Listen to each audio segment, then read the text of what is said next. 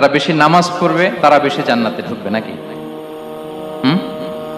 নামাজ পড়তে পড়তে যারা কপাল কালো করে ফেলছে এরা ঢুকবে না?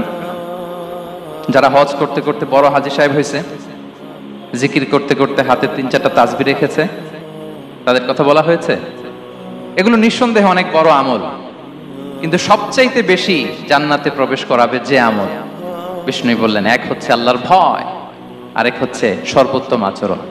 প্রিয় ভাইরা, ইসলামের মেজাজটাকে চিনে নেন, ইসলামের এসেন্সটাকে বুঝে নেন। আমরা ভালো আচরণকে গুরুত্ব দিতে চাই না।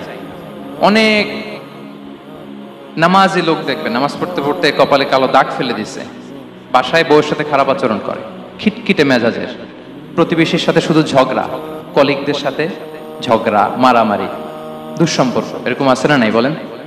আছে না? কিন্তু নামাজি, অনেক বড় হাজি, একদিনও কোরআন তেলাওয়াত মিস হয় না। তো এত ইবাদত করেও সে ইসলামের আসল এসেন্সটাকে ধরতে পারে নাই। বিষ্ণু বললেন, সবচেয়ে বেশি জান্নাতে প্রবেশ করাবে যে দুটি আমল, একটি হচ্ছে তাকওয়াল্লাহ, আল্লাহর ভয়, আরেকটি হচ্ছে উত্তম আচরণ, সর্বোত্তম আচরণ।